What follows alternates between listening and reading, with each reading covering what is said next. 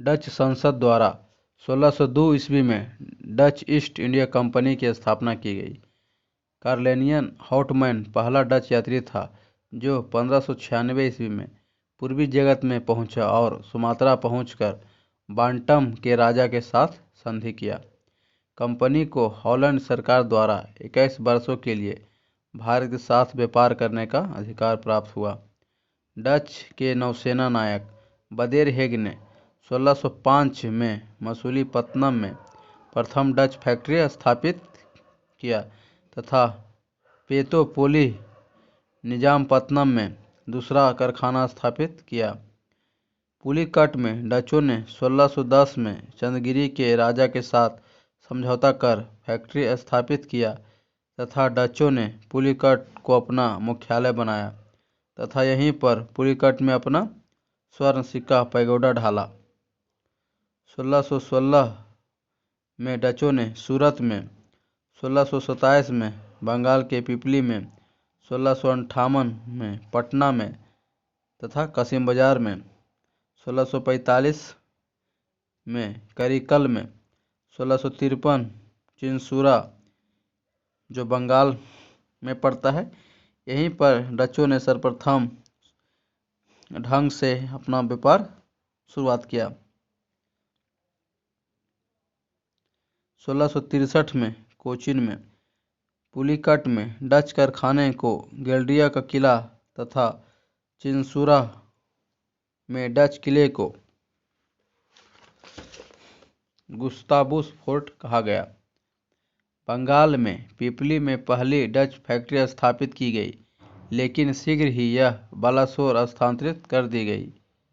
डचों ने पुर्तगालियों के अम्बियाना पर कब्जा कर मसाला द्वीपपुंज जो इंडोनेशिया में है उस पर अपना प्रभाव स्थापित किया।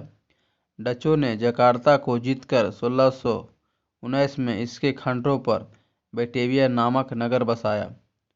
औरंगजेब ने 1664 में डचों को 3.5% वार्षिक चुंगी पर बंगाल, बिहार, उड़ीसा व्यापार करने का अधिकार दिया।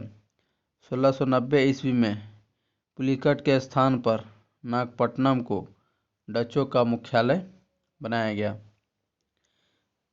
डच फैक्ट्री के प्रमुख को फैक्टर कहा जाता था।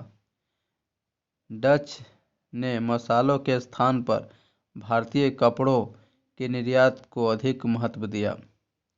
डच कंपनी ने कसिम बाजार में स्वयं रेशम बनाने का उद्योग स्थापित किया, जिसमें लगभग 3000 कारीगरों को वेतन पर रखा गया। भारतीय वस्त्र को निर्यातित वस्तु बनाने का श्रेय डचों को जाता है। 1759 में अंग्रेजों के साथ बेदरा जो बंगाल में है का युद्ध हुआ, जिसमें डच पराजित हुए। इस युद्ध के साथ डचों की भारत में गतिविधियां का अंत हो गया। डच की व्यापारिक व्यवस्था कार्टेल पद्धति पर आधारित थी।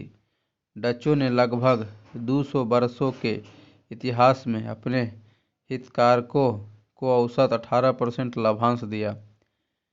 बेरिंग दे ओस्ट इंडीजों कंपनी 1602 ईस्वी में डचों द्वारा खोला गया था। डचों ने भारत के साथ व्यापार के लिए सर्वप्रथम संयुक्त पूंजी देना आरंभ किया।